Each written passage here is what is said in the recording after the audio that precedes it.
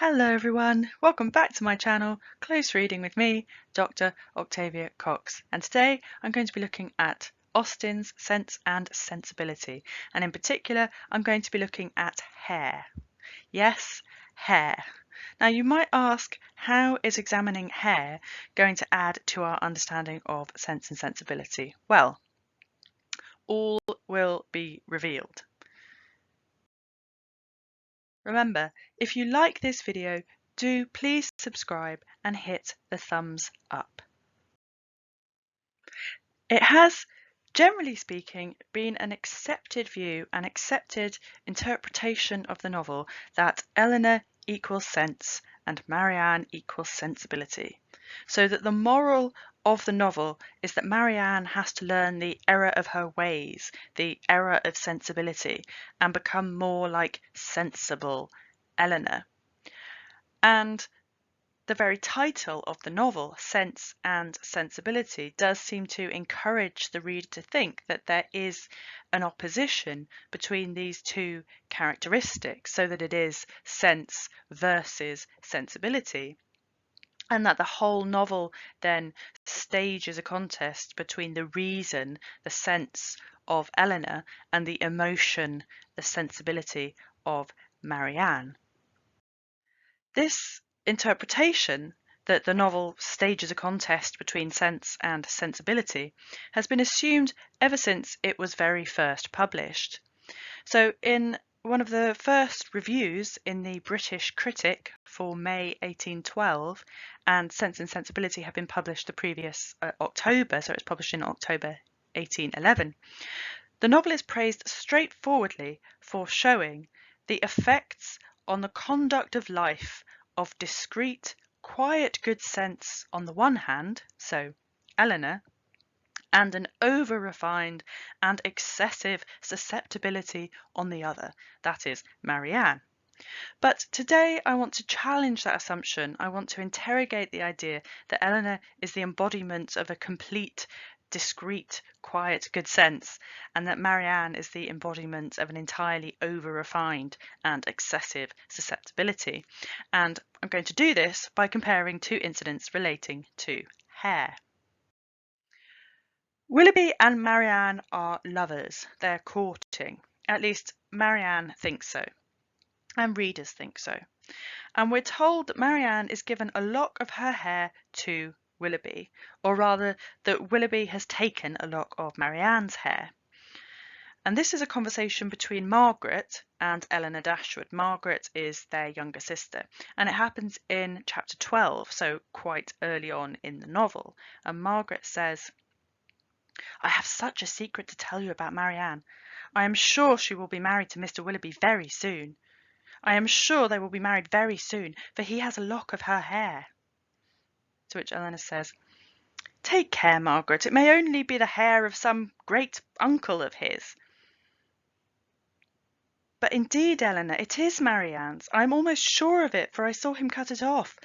Last night after tea, when you and Mamma were out of the room, they were whispering and talking together as fast as could be, and he seemed to be begging something of her, and presently he took up her scissors and cut off a long lock of her hair, for it was all tumbled down her back, and he kissed it and folded it up in a piece of white paper and put it into his pocket-book." For such particulars, stated on such authority, Eleanor could not withhold her credit. As we can tell from Margaret's statement and Eleanor's acceptance that the evidence, so the giving of the hair, credits Margaret's assertion that they are soon to be married. So giving a lock of hair to a lover was considered to be a sign of love, of betrothal.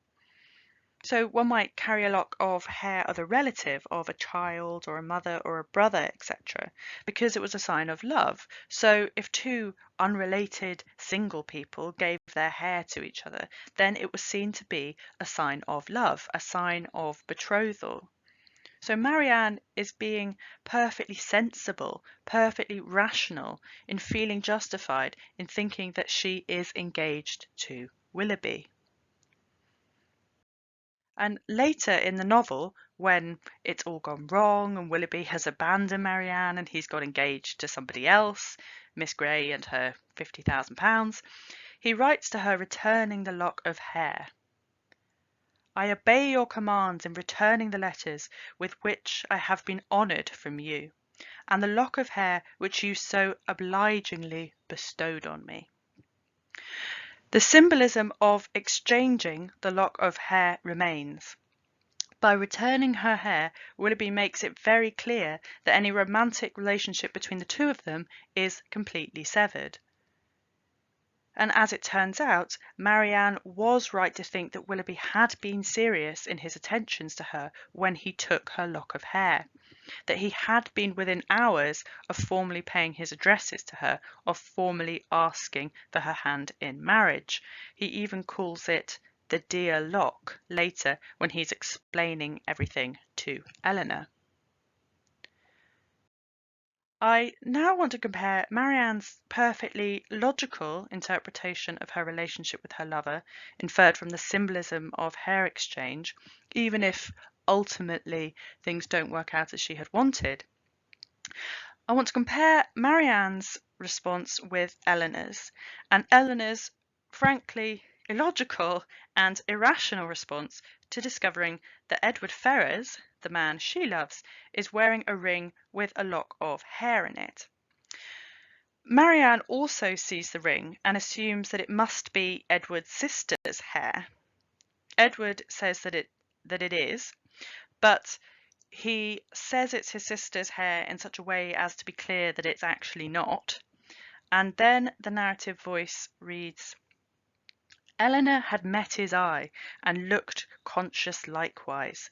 That the hair was her own she instantaneously felt, as well satisfied as Marianne. And this is very odd, because Marianne has said no such thing, and Eleanor is projecting her own interpretation onto Marianne, almost as if she's looking for kind of additional support in her thinking.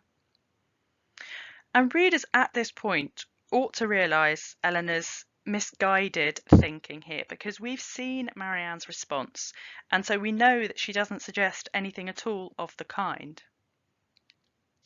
The narrative voice continues.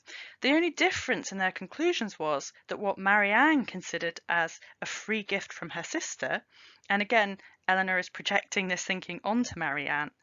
Eleanor imagines that Marianne thinks that Eleanor gave Edward the ring. Eleanor was conscious must have been procured by some theft or contrivance unknown to herself.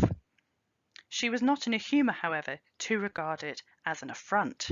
No, she's not in a humour to regard it as an affront. She's in the humour to see it as a sign that Edward loves her.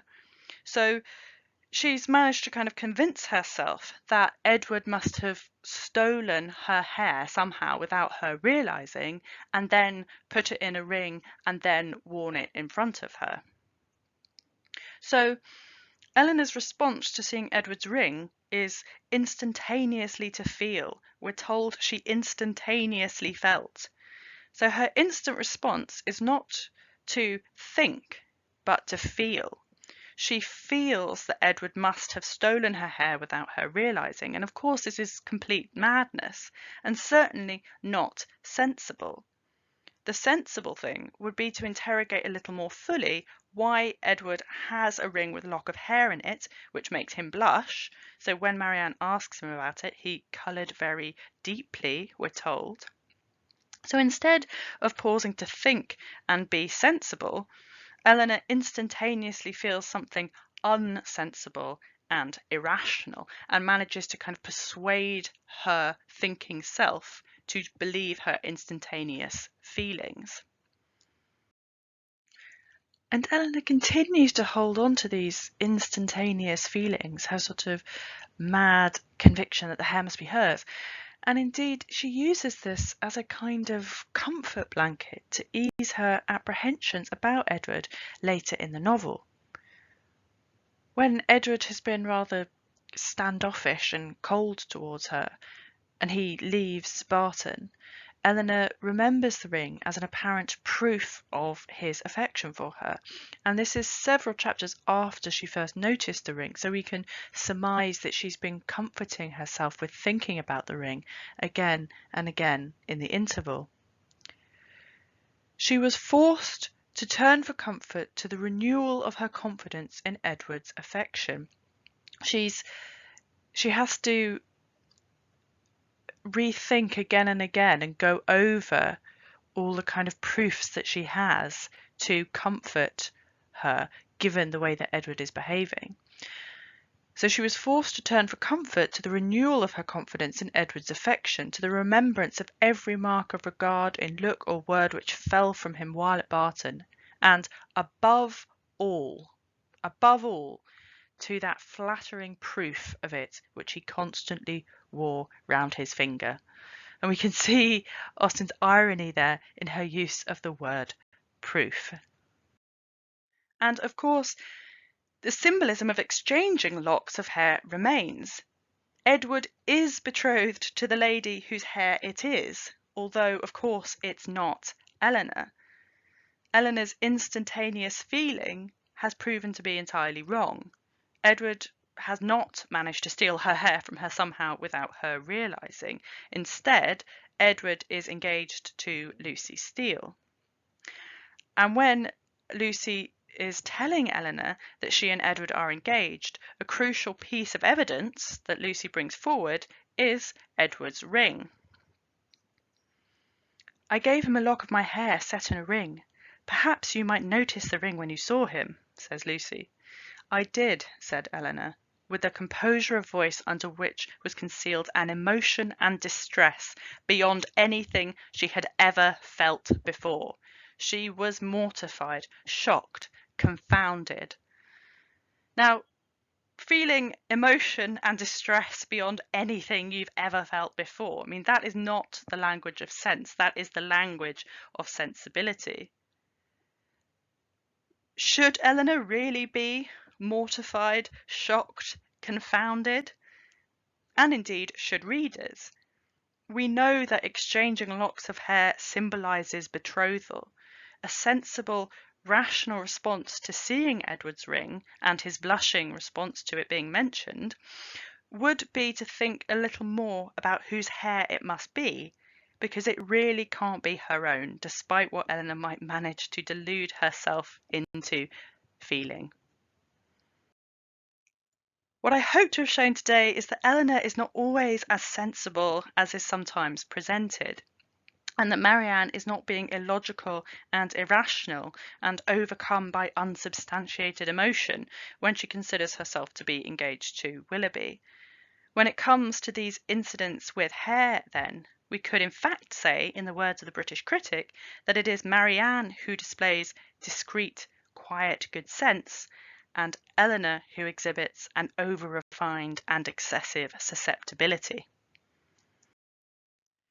In comparing these two initially incidental seeming moments in the text, we can see that Austen actually presents us with a far more sort of delicately complex portrait of these two sisters than the casual reader might first appreciate. And today I've shown you one example, but there are many, many others throughout the text. Even in presenting details as trivial seeming as hair, Austen challenges readers to resist and read against an easy, casual reading, such as that displayed, for example, in the British critic. So the question to ask yourselves then is, why? Why does Austen sort of quietly complicate the presentation of the Dashwood sisters in this way? Something I leave you to ponder. I do hope you've liked this video. If you have, please subscribe and hit the thumbs up. Check out my other videos and comment below suggesting any other Austen moments that you would like to take a closer look at.